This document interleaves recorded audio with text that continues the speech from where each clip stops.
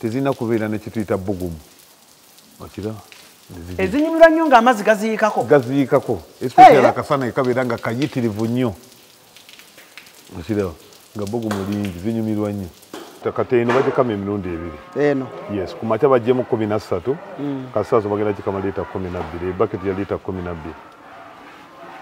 eno eva mu liita 12 wona eva mu liita 25 olunaku yes waba bagikama emirundi ebiri ente bwe bayakazaaliwa wantu gikama emirundi 3 perception bagenda ne bagamba nti no ente zirwala naye zirwala nga tebamanyi kikyakola ente eno bw'obanga ogigemye bulungi Judy how are you Judy yes bw'obanga ogigemye bulungi ente eno teyina buzibu maama nnyabo manager ogambye gana amajiga gano gonna gannakumeka gannaku 2 gano gonna gannaku 2 tegakudibaako nedda ate weewuunye gano gonna baagasasula makuya ngenda kutwalayo maternity ward ojaziraba manki ngenda kutwalayo maternity ward eyaki eyente zirina maternity ward muyina maternity ward yente yes ezina amawaka amakulu tuziteekawo separate maternity ward yes mbwerinza okuzaala ngenda kutwalayo ogenda baddange wano ku Hasi Beauty Parlor tuli bakafulumu kulabirira n'okuyoyoota ensusu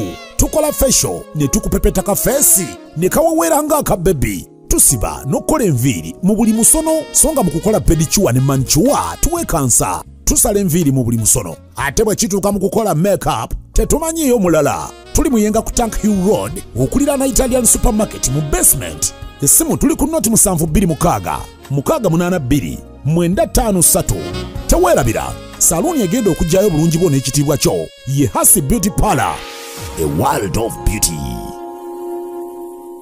Bwe twogera ku kigambo obulunzi abasinga obungi mu kitwala ng'ekigambo eky'okubalaata wabula wano wennyimiridde twetooloddwa era nga bw'otegeera ennimiro z'emmwanyi sayidi eno ne sayidi eno si kye tugenda okutunuulira olunaku olwaleero ntunuulidde ggwe munnabulaaya oba munnayuganda wonna wondabira naawe ali wano e Kampala ayagala okutandika okulunda ente ez'amata ate nga zikuwa amata mangi osobola ofuna akasente akalungi akasente akakweyagaza bangi nnyo obulunzi bubatamye temukyayagala yadde okuwuliza ku kigambo okulunda olunzi embuzi zakusala olunzi obumi bwakusala ente zakusala buli kimu kikusaze wabula nkuleetedde omwami Kasirye nga yagamba obugagga bwafunye mu kulunda ente ate n'amata okutunda ente teyejjusa Alan Cruz gemanya tugenda tambula wano mpola olugendo nalutandikidde eri gye nsobodde okuba nga ate ntandikira wano ku geetu wentandikidde olunaku olwaleero bwe nkulengeza wano kuliko Kasirye Breeders Mityana Farm wano wensinzidde olunaku olwaleero Savannah Goats Savannah Goats Sheep Bow kuliko Demonstration Farm kuliko Poultry kuliko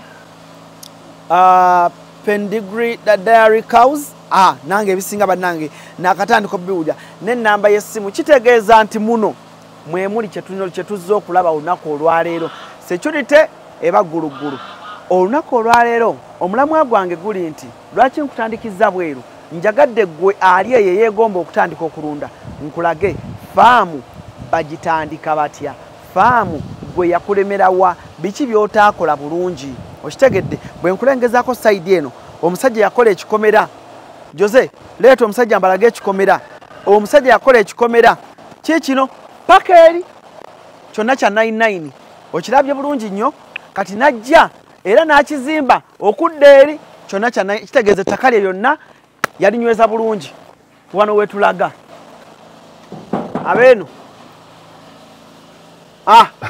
manager nsanyusa okulaba Alan muli mutya webale kujja nabadde mmanyi tugenda kukimeekinga nawe olunaku olwaliro mbadde nina okujja nebambi tukwaniriza alhamdulillah webale kujja munnaye tutuulira mwoyo nojja ku Kasirye Breeders Mityana eno gye tubeera munnaye nnungi yes amasanyalaze wateekako gago yes amasanyalaze twasiga gaffe lwaki anti kakati tulina programu ey'okukola ebyuma ebikola yogurt twagala n'okukola ebyuma bisobola okupaakinga emmere y'ente.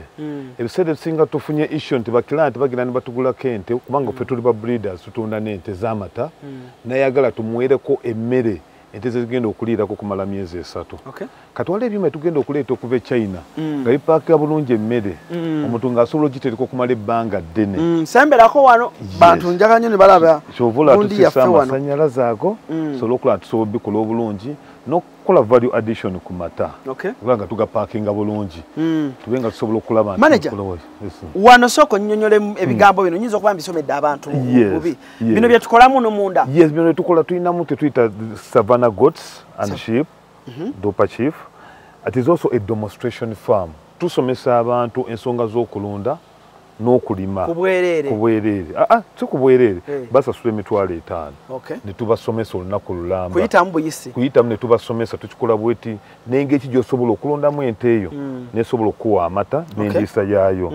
Tuli also mu poultry tulunda enkoko ez'amagi poultry enkoko ez'amagi especially enkoko eziva Belgium enkoko ezikubiikira ddala era tutunda n'amagi ne tuba ne tuyita pedigree dairy cows. Yes. Bwe twogera ku pedigree dairy cows twogera ku nte ez'olulango ente zeekoledde erinnya mu kuproducinga amata amangi. Naye lwaki musudiya nnyo ente? Tetusudiya nte naye buli mulunzi w'ente ennaku zino mulaba asudiya bwe ente zeekoledde erinnya mu kugira amata. Bw'obeera breeder ebiseera bisinga ofokasinga nnyo okulaba nti ente gy'okola nti ente nnungi gw'ogyekolera tesobola okuwa amata nga tonnaba kukola producinga nte osooka n'onoonya bajjajja baazo baali batya jjajja wa jjajja yali aproducinga mmeka n'osobola okukola pedigree ey'ennume egenda okuyingira mu nte ezo kubajuka tukozesa 3 methods of reproduction.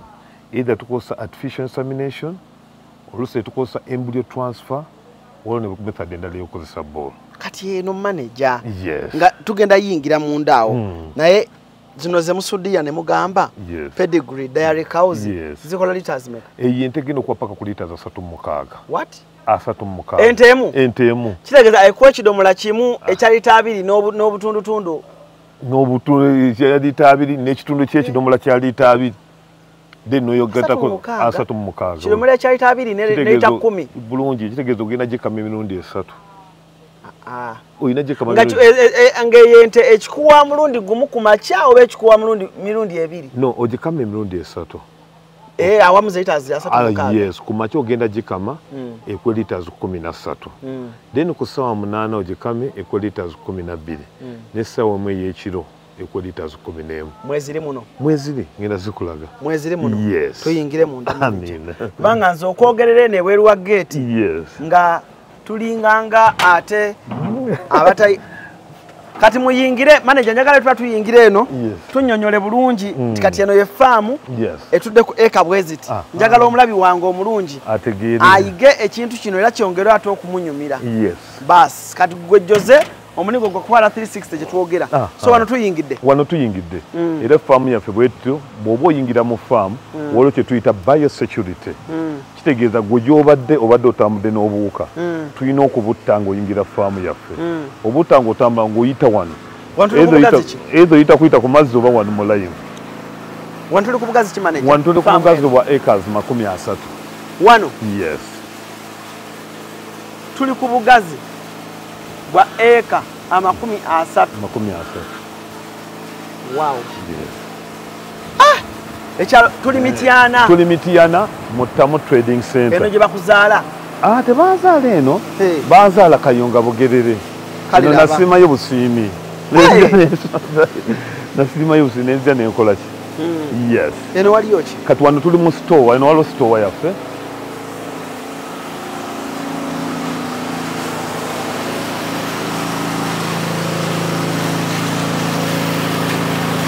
Eno store yaffe wetereka ebintu byaffe bw'otunulira wali kali kakuba broken tugula kasooli ne tumutereka ebiseera ebisinga kasooli tumugula nga bbeeyi eri wansi ne tumutereka bw'erinnya n'etasobola tukosa era omwana apima n'ateeka wati wetaaga abantu bangi kukola mirimu gino naye ne tuba ne kino ekyuma kyekimikisinga emmere y'ente n'emmere y'enkoko teeza amala okuba wali yajja kuteeka wano ekyuma kyo kikola omulimu gwayo ogw'okuzikisinga bwetyo we tukola wali waliwo sunflower bina tubiteeka muno so olina kubeera nene bweti nga mpanvu ng'esobola okuyisa empewo gula ebyuma osobole okukendeeza ku nnamba y'abakozi kino kyokka setup gyondaze mulimu ekyuma ekitabula emmere mulimu eri kasooli gye mutereka kino kyokka kisobola okumalako sente mmeka ekigondi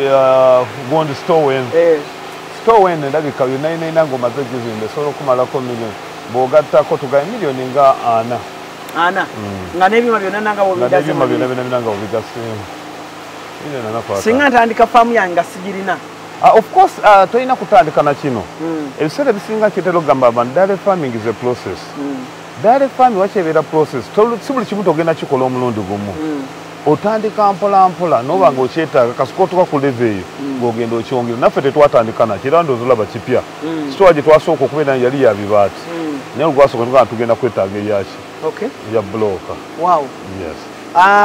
njagala nnyo okubuuza ebintu ebimu abantu obaoli awo betawadde nnyo gundi bwe tulengera zino ennyumba zino eno eyo ennyumba yaki kati wano waliwo offisi eno ennyumba ya offisi kakati ate wali nze bwensula bwe mbanga nzize eno ennyumba y'okufaamu wano offisi wali wensula then wali ye washirooms z'abagenyi abazze ku faamu si bakozi naye washirooms z'abagenyi zibeera wano so omulabi waffe omulungi ngezaako okukulaga otuuke okukubira omwami Kasirye nga by'omubuuza olina kwewasinziira olabye ku bintu ebirungi bwe nkulengeza sayidi waliwo tanka eyo tanka ya liters mmeka eyo tanka ya liters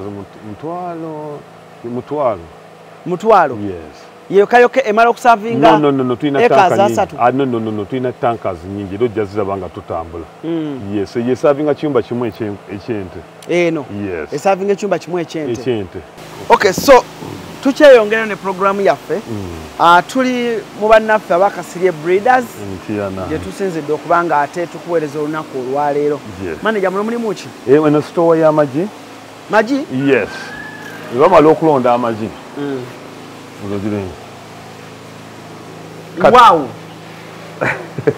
Wow. Kati gano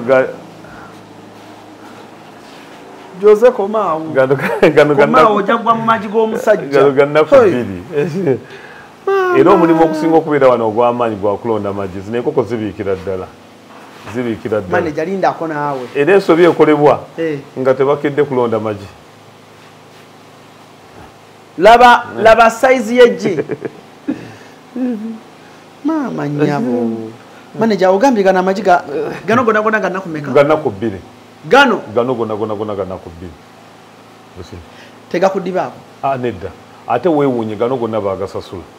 Agaliwo? The advantage gonna baagasasula. Advantage eri ku magi eri emu. It is something that is very liquid. Baateekayo Joza abantu balaze 360 abantu bamanye nti obulunzi amagi gannaku bbiri. Actually kyenjagadde nnyo ku poultry kiri kimu era lwaki njagala nnyo abantu bainvestige poultry. Poultry what we call the cash flow. Buli dakika oba oyina ssente nobona yina ekizibu nakubira just abangulako naye ebintu binalindeeta nga njagala bikiriyalinga nakubira abantu naye neetaga miliyoni 5 nakubira abantu babiri nga njagala ku ssente bagamba katukuteereyo amagi mujja gafuna wiiki ejja nga tebalina buzibu nteerayo miliyoni 6. Wow. So amagi kyengagaddeko kiri kimu kisinza okunyumira mu kulonda enkoko kibadde kimu kimpadde kibiyita cash flow alamize buli ddakiika mbira ne sente mu nsawo kyekisinze n'okuusa kisadaakamu katolaba ono yabuukinze amagi era baagasasudde naye mulaba gye naagasasula kati mba mmanyi nti enki enkoko zigenda kubiika enkoko ziri royo zijja kubiika era buzobeerawo obukulemesa enkoko okubiika lumu nafuna issue wano kansharingeko okusanga ne bagonde ne bafama bannange bajja kola ki bajja giyigirako yes omanyi kirimanyi lumu nafuna issue gye nafuna yali emu lumu twasasula emisaala zalinga 5 kati abakozi kolo twabongezaako ku musaala like ze bali bafuna so it was a shock to them ne bagenda ne banywa omwenge ne batamiira enkeera abalonda amagi bali abakozi 10 enkeera 3 be balonda amagi olwanga bali batamidde kolo bulina kutukuŋŋanya tray 6 koro twakunganya tule bitana atano. Twatazo nazo zononeka. Mulina mu collecting ameka? Tule lukaga. Ezamaji. Manager. Ezamaji wachini. Bulina mu collecting at trays lukaga. Eno business yo kasiko jingira mu yamaji you keep on developing. Ile jibulaga no botansi na tray ne koko bibiri. Nina mukwano gwange. Yes. Bamuyita Shida. Ali eyo Bulaya. Yes. Nabadde mu bulira ku project eno. Yes. Eyokulunda. Ne kati kyemmanye no show. Yes. Agenda giraba. Era kyemmanye ayina kyalaba. Yes. Ayina kyali mu kuyiga. Abantu njagala bayige nti ebintu by'okulunda bino. Yes. Nze by the way ompadde nnyo inspiration. Yes. Nze ngenze nnyo mu mafaamu g'abantu. Yes. Nenjagala okutegeeza ompadde nnyo inspiration. Bambi. Ya Chimpesanya. Kakati bwe nkulengeza. Yes. Tetunatuuka nno munte. Omulabi ayinza okulowooza twatuuse. Bwe tukulengeza ku biyumba ebyo. Yes. Tuyingireyoko. Mungu tetujja kuyingira munda. Anti olwa biosecurity. Biosecurity. Enkoko is very sensitive nnyo. Okay. So bwe nkulengeza enkoko mulimu enkoko ngameka. Kati wano mulimu enkoko 13 wano kuli wano. Wansi 10 na waddako 10 na waddako 10. Wow. Yes. Tweyongeddeyo. Manager atuyisizzaako wano. Yes. Wano baana balenzi babakola ki? Kati wano bakuba mmere y'ente, ente zigenda kutuuka okulya ekyeggulu. Wano. Yes, lwamala okukama nga bakuba emmere. Mukulu ateekako mashini aliwa? Alindeko okusaako soko tagenda kuteekako olw'ensonga. Ebiseera ebisinga alina kuteekawo ng'emmere nnyingi. Kati bano bakyasomba bano. Ebisagazi tobisala babireeta. Olina abakozi bameka abasomba ebisagazi? Abakola wano. Muli bameka abasomba ebisagazi? Naye gwe katuyambadde uniform. Bakuwe. Muli bameka abasomba ebisagazi? Bali mukaaga abasomba ebisagazi. Wano buli mukozi alina department. Ente zo ziri meka? Tujja kulaba sibatizo nnyo. Omusajja enti tabala nakubala. Tujja kulaba. So kati emmere already kati n'aba operating machine banjawulo. Era ye kati ye ali wali already yamaze ojjukuba ey'ekiggulu. Kati bano bali ku emmere ya nkya gye bali okuleeta. Ebyuma bibiri ebikuba? Ebiri bibiri. Manager kino ekyuma kya mmeka? No, tubuusaamukko. Kati kino ekyuma kino kyo kiri ku miliyoni 10. Naye omuntu atandika ate tutandika na kino ekyebbeeyi bw'oba ng'olina ente entono. Kino obeera nakyo ng'olina ente ate sesuuka mu 10. Kubanga kyo kya heavy duty. Kivuga tebasobola kiteekawo nga wali obusagazi obutono kya diesel. Naye kati gwe bw'oba otandika ogula kali akatono ak'emiliyoni 3. Ate kanekiri nakyo ekyammeka nakyo bbeeyi ekyo ekya bbulu ekyo abantu kye bali mu kulaba ekyo. Nakyo bbeeyi y'emu. Milioni 10. Milioni 10. Kiki kyeyongera ku 12 kubanga horsepower zeyongera ku. Kati gwe watandikirawo nabyo? Nedda. Natandika na Jambia. Nganteba ne Jambia, yes. Ku kiti? Kati nalina ente ezika wansi w'ettaano natandika na Jambia. Bwe naweza ente nezisuka mu 2 nengula ka machine akatono akakemiri. Eno farm wagitandika n'ente mmeka? Eno farm njagama nagitandika n'ente 5. Deno na utandika n'ente 5 ningina nenyongerako endala. Nayongerako high pedigree ente nazigula bamitia nawo ku prison awo. Zali high pedigree nayo mukisa by the way. Musajja yanguze ente 20 nga zonna ziri mawako. Bwe nazituusa wa nenzirunda zinalina omukisa ebintu bino bitabika biri mu Katonda. Kubanga zonna ku ente 20 ente 15 zazaala nnyana. Ogambye watandika na 5? Nasooka nentandika ne 5 then nenyongera ente 20. Okitegeera. Kati ente 20 nazireeta nga ziri mawako. Zireeta nti yali breed ya waggulu. Yali breed ya waggulu, yali breed ya wansi. Kati nafuna zino za pedigree. Yanguze za pedigree. Nanyongera ente 20 negula ente 20. Naye nga ziri mawako. They were first calvers. Kyovula mutongera mugula ente inikafe zi heifers. Kakati ente ezo zazaala kuzo zazaala ennyana 15. Ennume zaali mu 5. Multiplication netandikiraawo. Kati etatandikiraawo nezitandika okula. So we twatandika okulaakula. So wamu ndowooza jagana. So tewatandika butandisinga naawe olina bino byonna nga bitubiraba. Natandika structures bulirwa mu shackled. bino ngenze bi developing omanye ekintu ekitandika okunyumira wotandika ogamba obadde emiti ng'ogamba kwoteeka omutayimbwa bino bina ntandise ku improvinga buimprovinzi kati mwe ababiteekayo ku social media abantu babirabe temutyamu nti abantu bagamba tolaganga bintu byo omanyi omulimu guno njagamba nti gwa Katonda ebiseera bisina tuteekayo ebintu bino abantu basobole okuyiga basobole n'okusoma kubanga omulimu agriculture is very broad tesobola gimalayo tolifena kati bw'oteekayo ekintu n'ekyenyumiza n'ekyesibira mu nze nja kuba nzigyewo omukisa ogw'abantu abalala okukola ki okuyiga naye Katonda tajja kumpa so njigiriza nnyo abantu bangi era nze abantu bangi bankubira amasimu nga bambuuza mwami kasi nfunye challenge eno nkoze ntya ndemba nnyonnyola ate nembafunamu ne bajja waliwo abajja even after 1 year nanneebaza wanyamba ente yange ali bwete naye nonyamba n'onfunye omusawo yakikola ki eyagijjanjaba Mr. Kasirye abatulaba abalungi ku mukutu gwa Cruise Exclusive bakulengeza saawa zino ekiraalo ezimu ziriwa ebiraalo ese ekiraalo ejjasa ebiraalo okay ebiraalo waliwo eri ente ginalekanga bakazaalo omulundi gwe nasemba okubeera wano eriwa ngenda gikulaga ngenda gikulaga ogenda gindagako ndabe yino jangu gimulagi jangu ate nani ko abajjukira obulungi yes ema gumikize ku mugamba gumikize koko yes jukira nani kugambye ente eno bright nani gambye ente eno gitekako taaga ogitume gonda Alan Cruz yes yeno yabalumi Alan Cruz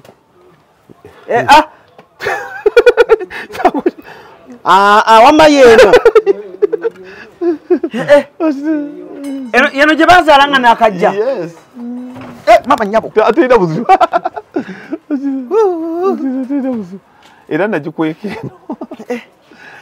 eno eno yeeyo waiseewo emyezi emeka 6 najja mu gwakumeka olina kwaiseewo myezi 6 kubanga ozegenda kweza myezi 5 5 oluttewo bannange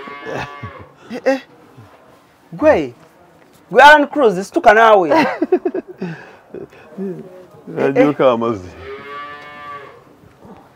wow what kati bannange yeeyo yennyini yes era abantu bajja kujja tubasomese engeri osobola okikola ntukikola bwettu tulina ebintu byetugiriisa kansoke nkebere wano ku YouTube kubanga yes mama ente nga zikula mangu zikula munaye zikula nga tokoze eki zikula nga tomanyi yes ente zikulira ddala mangu Alan mumpe njogere naye kubanga kale bannange tugenda mu mulamu katunonyo bwe tukomawo tugende mu maaso ate n'omusomo gwaffe tovaawo ente y'emyezi eno efaanana bweti bulungi nnyo sina ente baziyita batya tuyina kati eyo bagiyita American Holstein ente zibadde nnene ddala emu yammeka bweti kati myezi eno yammeka kati eyo katuledde yeri ku million 6 million kati that is a pedigree breed what it is a pedigree breed ateno ina ebeyi yemula kubanga eyo ate ntokooko ezo zonna zaali mu rengi yemu kubanga nzikira zonna zaali mu rengi yemu era twadde twakagisala amayembe kyobula nti eyina ekiwundu ekyo nawe leka nkwateko bannange eri handsome nnyo ewakisaza amayembe twagisaza amayembe lwaki muba misala amayembe tulina actually si kirungi kugisala amayembe tugiteekako pesti ng'ekyali nto naye kati beerabira okuteekako pesti yes naye ng'olina kuteekako pesti obugondo buli ne bufa naye kati obubanga ogisaza amayembe of course amayembe jjukira zino ente z'amata tulifena kakati ate bwekula ng'eri ku mayembe kirina engeri gye kijja affectingamu okay so kale tukyeyongerayo nabagambye faamu yo tukyalambula tukyalaba tukyayiga kino ki kino kikanja yes it is a Brewery West mu luzumba kiyita Brewery West kikano kikanja yes kati gezaako ekyamalwa ekyamalwa kati Muchiwachi nte? Tuziwe ente. Awo? Yes. System jangu ogezeko kiteeka wano. Kuzino. Wa? Wano? Teeka wana ene etali ojja kulaba. Ondooza olaba bwekugoberera.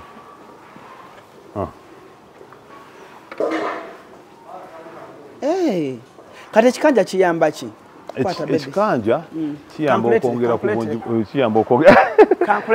kiyamba okwongera ku bungi bw'amata.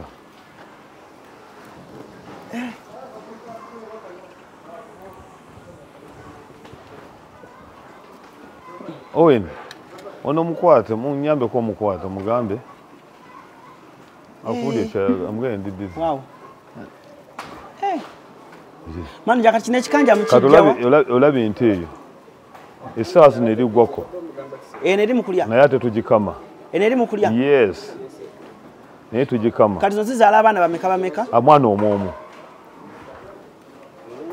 Wow.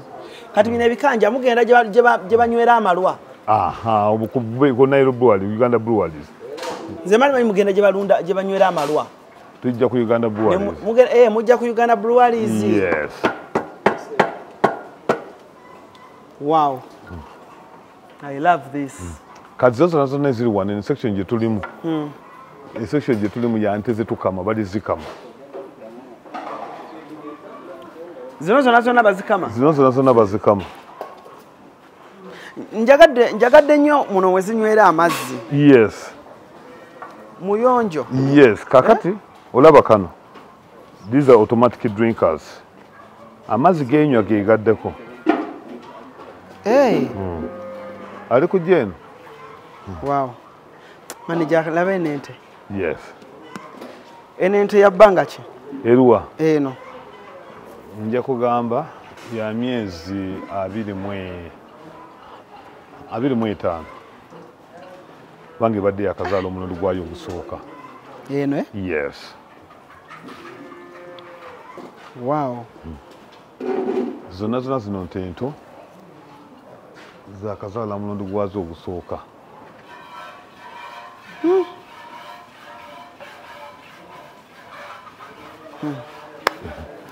Zikyagala nnyo kyovula baba bazikamu. Kati eno ogambye olweggulo equalities mmeka? Kati olweggulo bagikama eva mu lita kati eno bagikama emirundi 2. Eno. Yes, ku makya bajjemu 13. Kasaaso bagenda gikama lita 12. Ebaketi ya lita 12. Eno?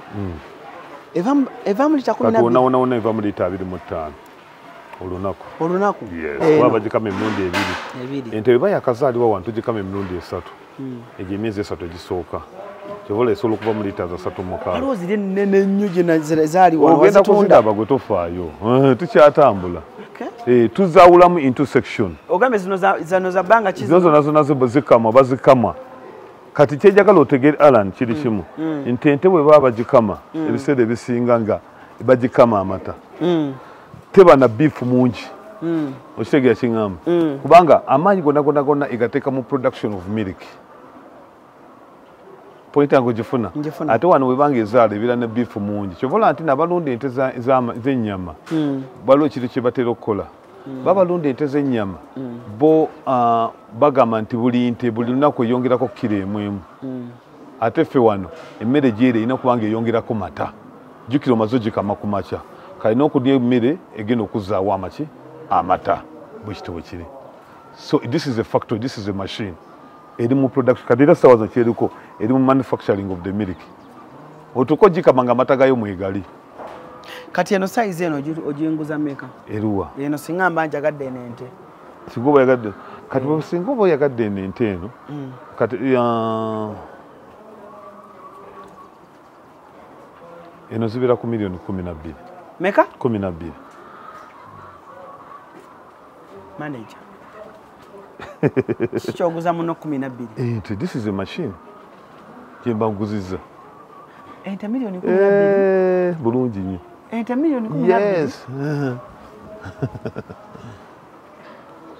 Kati bana bagaba ente nnya. Jatugende tuyongere. Bagaba zino. Ate bagaba zino. Zazo ziri pedigree. Tebagaba zino ziri pedigree. Look at this beautiful cow. Yes. Look at this beautiful cow. Banange. Gwe man, obulunzi buwe essanyu. Yes. Yeah? Yes. Kati you feel proud of this cow? You feel proud. Kubanga ogiraba bagizadde olaba. Then neekula. Then neewaka. N'ogira. Baba, nze ne bwemba na bubeezi na emu 2 3 4 5 6 7 8 9 nga zino bwe ziri wano okawuka zemulaba wano zimmala. Teweetaaga kuba na nte nyingi. Tugende mu maaso tulambuze. Teweetaaga kuba. Ogambye omulimu gwo omukulu wano kusomesa abantu kutunda nte. Nunda ey'omulembe. Wow. Zino nazo bali kuzikama. Okira. Eri ebadde yakazaala. Ogirabe Jose? Yakazaala. Eri kufulumya placenta. Kyovola abantu omwami oli agitunuulidde. Oli ali ku kyuma. Yes, ali ku kyuma kubanga buli gundi waninamu omuntu agirabirira. Kati oli omulimu gwakola nti placenta eri efuluma bulungi. Eyo placenta. Kati wemala okufuluma ino gijjawo immediate. Wabata kitegeeza ono. Yes. Ono omwami ono. Yes. Ayina okubaawo. Ayina okubaawo. Kubanga bw'atabaawo ente eri n'efulumya placenta n'emala n'egirya. Ente tejja kuwa mata. In calf heifers. Yes, zibadde ni calf ne kati zonna zaazaala. Zezikola zitya? Akapande tugenda kakyosa.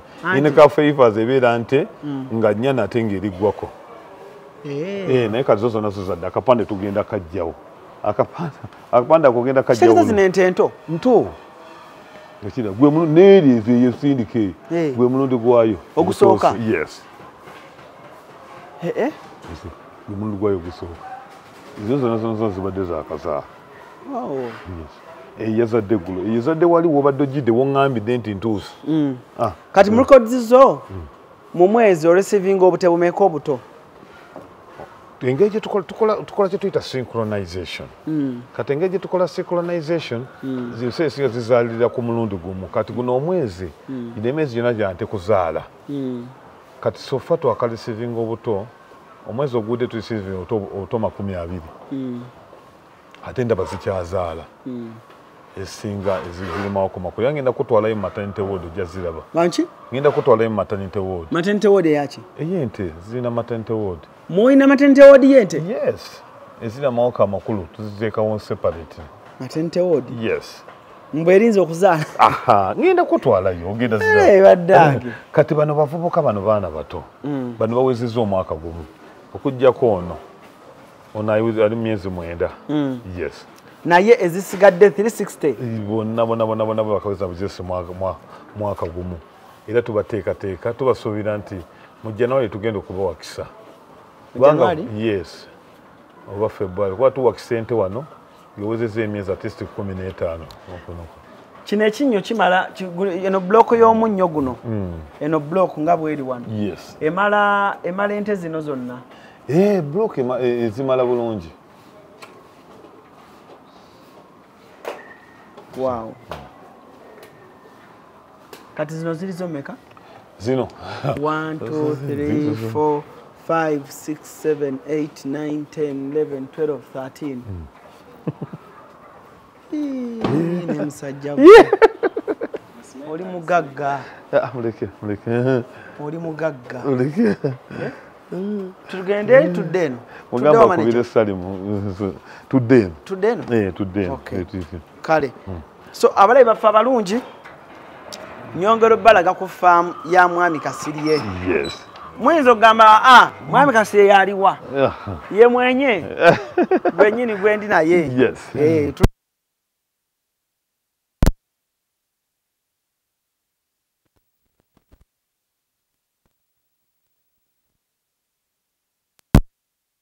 Tuliko. Wetu? Mugamba kubire salimu. Naye oyogera. Tugende. Manager, kano katunnyonnyole bulungi. Webooza ekiraalo n'ente bwe zifuka. Yeno trench etwala omusulo. Paka bwetwala omusulo. Paka. Egutwala wa? Paka mu kinnya. Eri twakolera iki waliwe babise ekibaati yes babise ekibaati kati bwe gutuukaawo okosa gutuyamba okuwola bwe gumala okuwola ebiseera ebisinga nga tuoka tugujjawo abamu bajja ne bagugula abalala tugutwala ne gutwala ku bitooke gukola nga fertilizers nga manure eno olinga saatuukayo tewali bwe wati eno ati nagamba nti Dale farming you keep on developing nenjagadde obuyonjo tosobola kubeera nga bannange njagadde obuyonjo bannange abantu mwenna abeegomba okulunda bantu bongere layiti y'ekifaananyi buli muntu ali eyo nga weegomba okulunda nkusaba tunula nnyo wano tunula weetegereze bwe nkulaga obuyonjo obuli mu kifo kino ondaba bulungi olabaawo tovaawo gwe Jose kubanga abantu baagala okulaba bw'otunulya obuyonjo obuli mu kifo kino abakozi basasulwa bulungi balabika kubanga sigulawo nyingire sigalawo Jose abantu balagire wano mwami Kasirye wange nkugambye obuyonjo wano mubukola mutya bakirininga emirundi emeka nga wayonjo nnyo naye eyo ntyayo tutyayo tezirina buzibu ennyana esinga naye zo tezinaba kuwaka wabula twagala zituuse okuwaka tezitomera zituuse okuwaka zetugenda okuwakisa tezirina buzibu zituuse okuziwakisa endyawase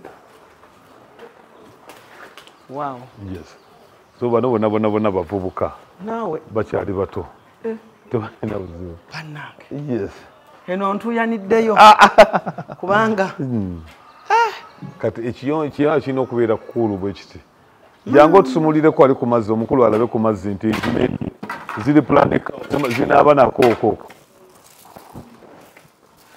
wow I love this kati kangende abantu bange mbalage olaba omulabi waffe omulungi njagala okukulaga ku lindako okusumulula amazzi gajja mutobya lindako gano gakola naye sibamukko seeka sibamukko nawe soko sire dasaidi zenu bannange dasaidi zenu omwana bamuntumye omulabi waffe omulungi olaba nti ne kawoda ng'ofuna ayo maniwa kati ojja mu wilbale ziwera olunaku tugiramu ddala omutunda tumutunda akamotoka tukatunda emitwalo 12 ka elfu akamotoka mujje mutuguleko maniwa tukatunda emitwalo 12 oba otwala bungi tutwana okusalirako Shabani babu tutugulira ddala ono maniwa atasinga kutali nawe kuzokatali kate kyobola tulinawo mutono nnyo ogambe kati zino ze ziri mu gundi ki zino zigenda kuwaka ezisinga ziwasa n'okuwaka tuziwakisa tusadde wano kati eno era bawodi nedda lebawodi nja kutuusaayo kutofa ebeera mugumiikiriza ngenda kutuusaayo kale wala yonsaaliza naziri kuba eno project waliwo omuntu gwe nabadde njinyumiza nga munyumiza era mukama yabadde mulungi twali tuli mu kunyumya nenkukubira essimu nenkugamba njagala nzije ku faamu nsomesa abantu bange etatera nnyo okugamba abantu n'abali eyo eno project ekisooka oli asobola okumbuza nagamba nti nfunemu nti ngifunye asobola okubuuza naga nti no ngifunyemu nti amangu tuli fenna nti ennaku zino ente abantu food security kintu kyamakulu nnyo wano mu Africa nti ettaka ligenze lifunda mu kufunda kwetta kitegeeza emmere yeetagisa nnyo terabika emu ku mmere ge mata ente wano oli ajja kujja for example nja kuwa ekyokulabira ogula ente miliyoni 8 ng'eriggwako oba ogula ente miliyoni 10 ng'eriggwako etuuka waka nga lya myezi 3 bwetuuka waka nga egwako lya myezi 3 ezaale ennyana ogirabirire bulungi ogiwa amata giwe liita 8 bw'omala ogirabirira obulungi ennyana egenda okuvawo oba osobola ogigula gitunda miliyoni 4 kitegeeza gwe yaguze eki n'oba wakiguze miliyoni 10 olwedde okomezawo miliyoni 4 oba osigazayo miliyoni 6 ate ete ng'ekyaliwo ate n'oba togitunze ng'esigaddewo kitegeeza ogenda kubeera n'ente 2 poze ente olubuto lwa ente lutwala emyezi 9 myezi 9 yes ate ezo ente wano zaffe zirina okuwaka buli mwaka kati eri eyazaala oli mwana gw'olabye Alan Cruz olwedde eyazaala Alan Cruz olwedde eriggwa ku lya myezi 3 Chukanga ne yazaala eri myezi 4 naye ng'ate osogitonde miliyoni 4 webale nnyo ate ekirungi n'ekirungi ekiri mu gy'ente emmere yaayo si nzibu kubanga njaku ekyokulabirako bino bisubi okiraba kati bino ebisinga bino bisooli omuntu bwe yakoze eki bwe yasobodde okugyamu kasooli ne tumugamba ebisooli ebyo tubyokya bituwe ne tubikubaku ne tubikolamu emmere y'ente naye ate jjukira obuzibu obuli ku nkoko enkoko makya zituwa amagi naye kyanenjeru nti buli kimu olina kigula mu dduuka nekitegeeza nti gwe okulemerera okulunda ente bwa bunafu bu Alan ng'omuntu nekyo ekintu ekyangu nnyo okulunda okulemerera okulunda ente buba bunafu bwo ng'omuntu n'ekintu kyangu nnyo okulunda kubanga ebyendya abantu batuyitira n'emiddo tuwayo omuddo gutuyitiriddeko saagala otulde okole ebintu ng'ebyakasire breeders naawe osooka okola ekyumba ekyebyuma osobola okukola ekyumba eky'emiti ente ne zibeerawo bulungi bino jja bitereeza ng'otandise mpolampola ng'ogenza stabilizinga naffe twatandika ku kiyumba kya miti ekyumba kye twatandika twakireka nawo kiri wali twakirekawo okulaga abantu twatandikira wali ngenda kikulaga omukulu agenda kikwata kamera akiraga abantu otandike mpolampola teweetaaga kugula mabaati mapya mu hardware waliwo abantu abamukola ennyumba birina ebibaate bikadde mu kisenge ebiri genda obigula okola ekiyumba ente yejja kubeerawo yo buliri temanya bulungi bwa nnyumba kakati bwona ogwo ente bwe zinaawiira nolaba ekikunyumya ogamba nti ente yange eno empadde amata mangi kangizimbira awantu awategerekeka solonga nti osobola okukola obuyonjo bulungi nnyo ente terina buzibu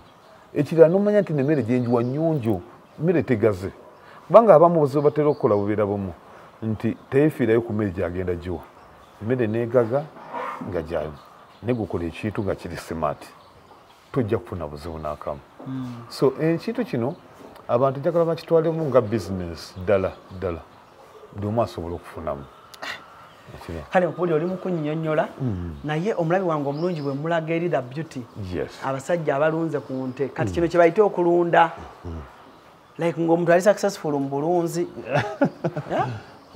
ate nga kyangu kati omwami kasi oli successful mu bulunzi nkyeyongerako kati ezo side awo zendaba awo ennyini awo ezo ze ziriwo ezo nazo ziri mawako naye zonna zonna nnyana tezizaalangako yes zino era ebbanga lirimu nezine kati zo mawako mato esige yes mawako mato era ente wetumala ogiwakisano nga tugiteeka eri mawako mato agasinga awo eziri amawako amakulu nja kukutwalayo nazo ziraba zoza amawako mato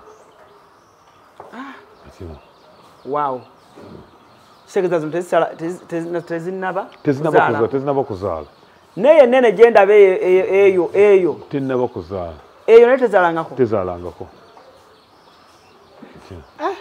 yes kati ogambye eno gitunda mmeka kiruwa eno 12 ate zino beyi zino zikendeeramuko kubanga amawako gakyali mato jukira eri gy'obadde ombuuziza twali tugikama history yayo ebadde ekoze eki wano miliyoni 10 miliyoni 8 osobola okwefuniramu ente yes ne miliyoni 10 osobola okwefuniramu ente wano tutunda ente okuviira ddala ku miliyoni 4 paka ku miliyoni 12 tuliramu ne 13 tosobola kujja kukasira breeders notafunamu nte tosobola olina okufuna era omuntu ategeera ensawo ye atandika okugamba nti no ntandise ntya bwembeera sigisobola ya bbeeyi kantandike n'entono era ojja kukula wali wakajjano olabye ennyana yazaalibwa bwetuufu wajjiwa budde okulunda suubi wewe budde saagala obeerawo nga buli kimu oyagala kifuna today no wewe butito okirabirire okijjeko ebirowoozo kijja kula nga tomanyi bulyawo nga tetandise okusala ogiriise nze neewunya abantu sirikuba bizinesi y'abantu naye oli agenda n'abeerawo n'alunda embwa n'abeera n'embwa waka of course embwa providing a security which is good naye ng'asobola okuspendinga emitwalo 3 embwa ng'agigulira ennyama naye ate n'omugamba nti nno tekuwa mata lwaki ze sente tuba nante awaka kubanga era ente etwala space ntono nnyo ndozi kyensuubira nti alana awantu woosula pozi ng'osula mu flat osobola okufisawo space eno bweti eva wano bweti nga bwogira oba space ente mweri katwa kitoteeka wonte twetaka kuba na space nene utandika wano tuguziza abantu ente oli n'atugamba mbuno tuguziza ente naye njabadde nsaba otuwe n'emmere yaayo okumala ebbanga lya myezi 3 ne tugipaka ente tugimuwa naye emyezi 3 wegiggwerako ngulwedde amaze okukola ki okufuna emmere ye so mbadde mbasaba saagala weekwasa nti wenina watono nnyo buli omu asobola okulunda oba oli mu kibuga wakati osobola okulunda kubanga ffe abatambuddeko tuli nti abantu balundira awantu awafunda ddala ddala zino ente bazikolanga z'amata tebazikolanga zirina kuzunga kutambula so kati gwosoya space nene gisimbeko emmere yaazo ebisagazi bisobola okuya kale mpulire essanyu yinza ogamba zange kikuyamba kyo ziramba kakati nja kuwa ekyokulabirako kituyamba okukeepinga record z'ente ezo newemba siriyo nga ntegedde nti Venus eri bweti bwe baŋŋamba nti ente bweti oba yalwadde oba yabadde bweti tebagiyita bata Venus ate nekira kinyamba okutrackinga maama waayo ani yamuzaala taata waayo biki nemtrackinga record kubanga abantu abatera okujja ne batufunako wano ente batera nnyo okwagala okusaba records ez'ente ezo ne tuzibawa mu bujjuvu so kituyambira ddala okubanga ekirala kyendabye mu nte zino tezirina tiiki baziyita bata enkwa tezirina nkwa okikola otya enkwa wano ekisooka kiri kimu nti tufuuyira ente zino tuzifuuyira every after 2 weeks sina kintu ekyokubiri tuziduwaminga every after 3 months bw'oduwaminga oddala tukozesa nga weriba nga liri injectable it kills both the internal and the external parasites so ate n'ekirala okuyamba nti engeri zitagenda ku ttale tezitera kubeera nankwa kwajjukira zibeera wano era enkwa wejjira pozi ng'egiddemu omuddo gwe tuzireeteddemu naye ente esinga okufuna enkwa zezo zigenda mu ttale ne zitambula naye ezo kyovula disika ebeera ntono nnyo wano challenge eriwo nti nno challenge ojja okufuna maybe ente ng'efunye obuzo oba mu kuzaala placenta netavaayo bulungi biki nefuna das reproductive issues naye ebintu by'ente okulwala tebibaawo wano kubanga ekisooka twazigema East Coast fever netuzigema black water netugema foot and mouth disease brucellosis nazo netuzigema so twetegeka tegiteekera okubanga nto omulabi atulaba ali e Bulaaya bulwadde kisaawa zino obuli mu kusumbuwa ente e Kampala mu budde buno wetwogerera ng'abantu bali mu bukaaba naye nga gwe wabugemera eddagala abantu abasinga obulwadde businga okusumbuwa ente zo bakuyita East Coast fever saawa zino bungi mu nte mu Luganda babuyita amakebe obusinga okusumbuwa abantu bukwata butya ennaku zino amakebe kiva ku nkwa era bw'ogitegeera nti ente erwadde olaba nga temperature yayo eri waggulu then ne skin yayo eddiba liyimirira bwe riti n'oba okitegeera then ogenda okukebera temperature waayo ebeeri between ebeeri above at least 39.5 oba 40 normal temperature y'ente erina kubeera 38.5 or 39 bw'ebeera ng'eyingidde 40 then otegeera oluusi even reduced appetite kibeerawo then n'ekirala ebiseera bino ekisinga okusumbwa abantu mu nte zino kwe kuddukana kuva ku ki ebiseera ebisinga waliwo wetukyusa feeds ng'enkuba gyetonnya nnyo ennaku zino zidipendinga nnyo ku green folder bwe zinywa ebintu bya green kizanguyira okukola ki okuddukana then ebulabu buva ku bukyafu obulwadde bafuna kati nga bwe nkugambye bwa black quarter kawuka kabeera mu ttaka kava ku bukyafu oba tolongoosa obukyafu ente ejja kufuna gyolaba ente ng'erina amabwa ng'ekibwa ekyo bw'okikwata ku kizimba kibeeramu amasira era bw'okyasa ente ebiseera ebisinga eyo elemerera okukola ki ezimba ebigere elemerera okuyimirira obulwadde obusumbye nnyo ate busumbwa nnyo abantu abatagala kulongoosa biraalo byabwe nga bajama bwezibu so kikuleetera obuzibu katudda side ki tugende wale omulabi waffe omulungi kansuubire oyiga naye naggamba comments n'ennamba z'olaba wansi awo gikwate kubira mwami Kasiri ono omugabe mwami Kasiri nakulayo ku Alan Cruise oba nakulayo ku Alan Cruise nga embeera bw'etyo ogyogerako era luli baakuba nnyo essimu basinga ne bakola ki abantu bange nno ab'e Bulaaya bambi mbafaako kubanga bambuuza ebibuuzo oluusi bingi nga answers nina ntono obulungi bw'ente bwonnyongera obukulaga sijja kkowa kugamba nti nange gw'olaba kasooka olabe ente eno jangu ogikwate olaba ekigambo olaba bagiyita choices the dam njagala ige ebintu bino Alan dam abera mama bamita conwax choices yes saya ye resolve kati ye yinume gye twakosa okwa sente eno yes okiro naye ente eno eno gyembalaze bagigula mukyala Victoria agigula ali mu US akomawo mu December Auntie Vicky. Yes, Auntie Victoria. Auntie Vicky enonteyo. Yes, isasula. So era abalengi natalo kubuza. Atala banyo Alan Cruz kuba yakusoka kulabira okwo. Yasoka kundabira ku program yo. Era kimmanyi message agenda. Era abantu banga abebula nyongero bategeza kuno omwezi guli mu birthday yange. Sagala mwebake nnyo. Njagala buli omu nga show ekunyumidde nnyo. Funa engeri gyofuna namba yange. Send wave eyo nkulu nnyo. Birthday. Era yakozesa eyo dajiwereza. Wow. Kati bano baana bato. Bano bebadda koli bebadda oli ku kwadda. Oli Alan Cruz kwadda. Baba nabasinga bali between 5. Bano betwala baluliera. Yes. 5 months wala walinga bazanya nga bakozemu between 5 months and 9 months unawezeze emyezi mwendo ono labi yatanse n'okusasuma simanyi lwaki yasaze mangu ono manyi gampedde niyasaze mangu ono n'oli nabula ine bubukabuka naye entebe zisala amangu si kirungi ziwakisaawo eno ngenda kufuna sheva ngisaleko ku byoya bijitiddeko obungi